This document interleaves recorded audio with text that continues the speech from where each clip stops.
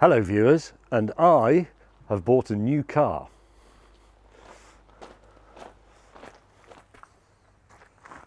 It's a Mini.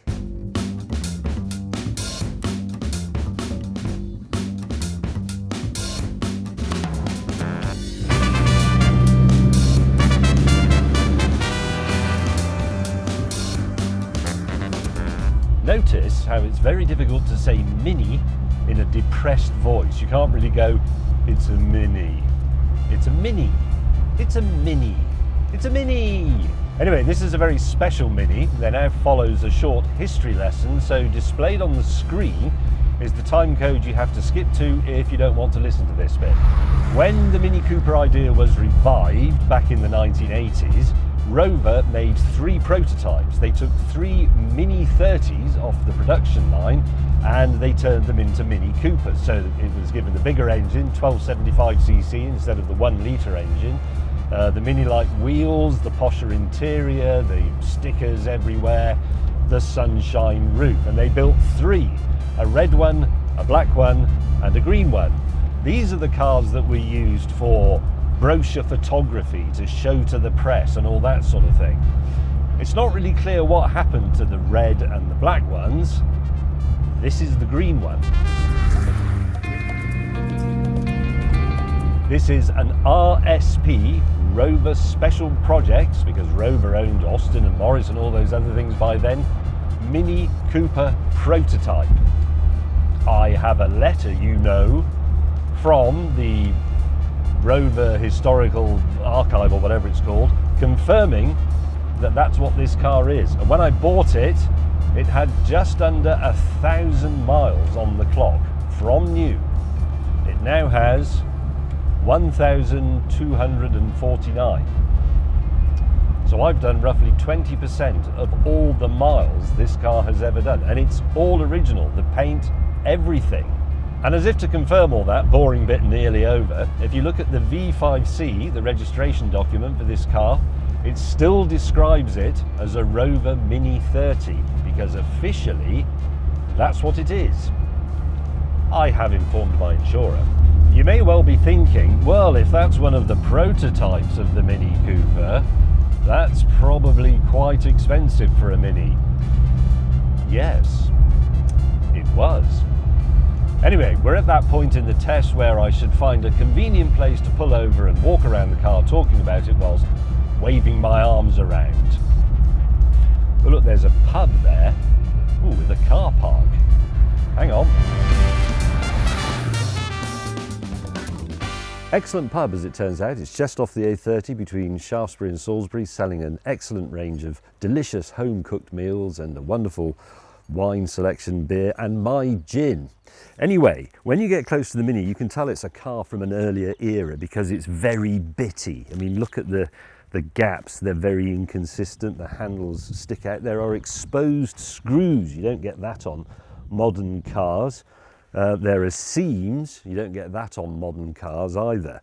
It's just all, it's like a lot of bits thrown together. Now, as we all know, it's a revolutionary design, packaging, twiggy, Peter Sellers, classless car, blah, blah, blah. Yes, all of those things are true, but come and have a look under here. This will be a revelation for those of you watching who are too young ever to have owned a Mini, which everybody of my generation has at some point. Come in and see the packaging of the engine. Transverse, obviously, and front wheel drive, but look, there's just no space, and the bonnet doesn't open very hard, and you smash your head in on it all the time. And I had to do a job when I first had this down behind here on the distributor and the spark plugs, and it's got this guard in place to protect all those things from water, and I unclipped it and pulled it out. And then when I'd done what I had to do, I had to put it back in, but it's springy and you can't get it past all the various ridges and edges behind there. So I realized I'd have to take the grille off. But to take the grille off, I had to drop the spotlight. So I had to do that, take the grille off, put that back in, go underneath, attach it there, put the grille back on with lots of little fiddly screws. Then I had to raise the spotlights up. Then I had to go and drive down and find a place with a wall so I could line them up again. It's hopeless. I'll tell you what indicates to me that it's really old and not very well thought through. Just before this shoot, I gave it a bit of a wipe down with my chamois leather. It's since rained, obviously, but as I was going around, the chamois leather kept catching on bits of the car, which doesn't happen with my Tesla or my 911. And in fact, I actually pulled this bit loose by cleaning it. Cleaning your car when you have a Mini breaks it. Anyway, let's continue driving. I have more to say. Hang on, there's something I forgot to mention. As with all old cars, it comes with hundreds of keys. Look at this. There's a key to start it. That one does the fuel filler cap. That one's for the doors. And there's another, I don't even know what that one does. What's that for? Aerial? No. Maybe it's the boot. Maybe the boot has a different lock from the door. I don't know. I don't even bother to lock it. It's too much effort, frankly. Right, we're off.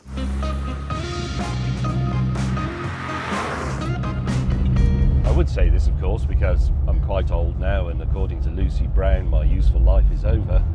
But I think owning a Mini is one of those car rites of passage.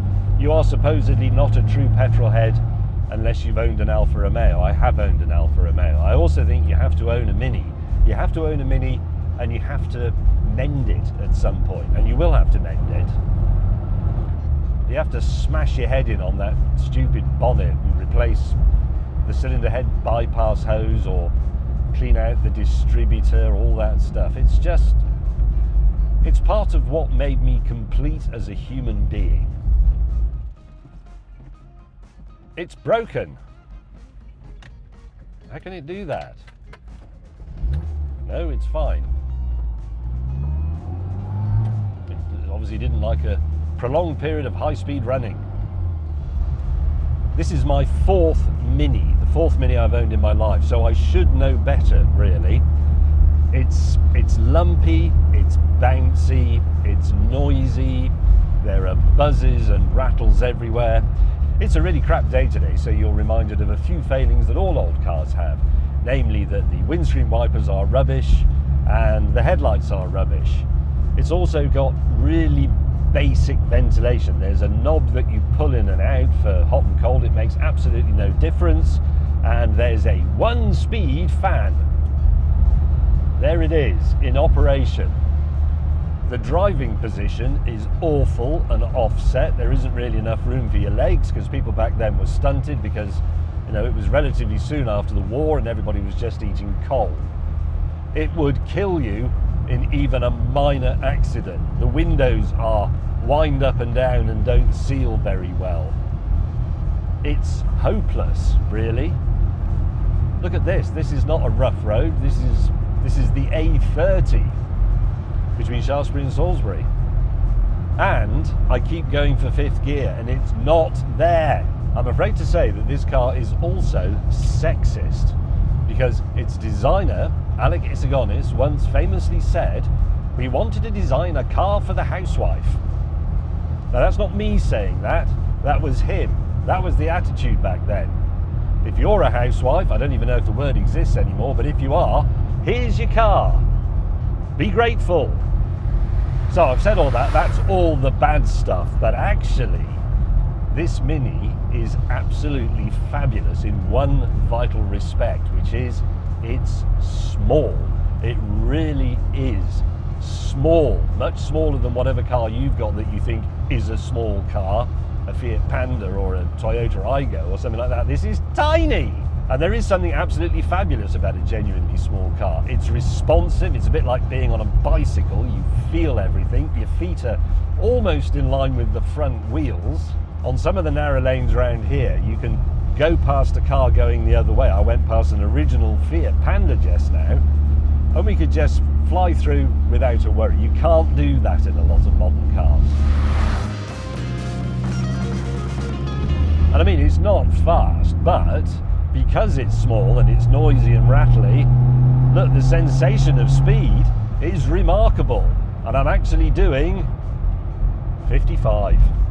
It's reckoned that new cars are growing at the rate of 20 millimeters every 2 years. It doesn't sound like a lot, does it? 20 millimeters, but it's 20 millimeters and then another 20 millimeters and another 20 millimeters. They're massive, and I don't know why they're massive. Obviously safety has something to do with it, but that can't be the only reason. This creeping growth of cars has to be stopped. This is unusual for an old car. It's not a warning from history, it's some advice. Anyway, the reason I brought it out today on a frankly terrible day, and I wouldn't normally do that, is because I have an errand to do.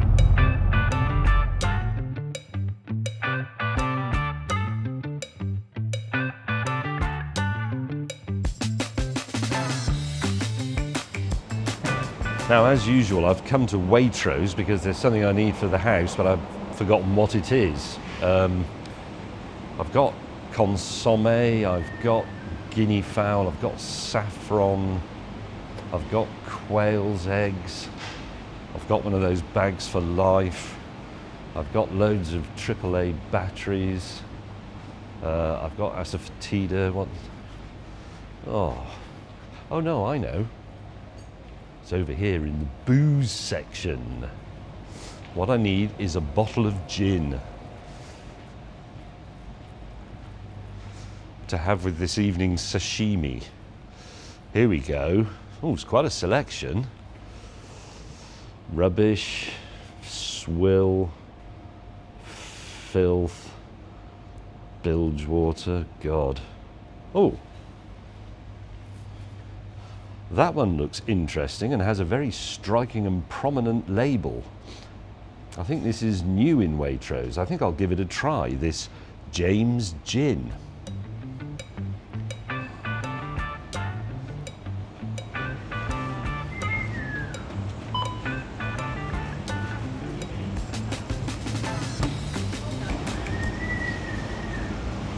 Oh. Please wait for assistance. Only just. Does the customer look 25 or older?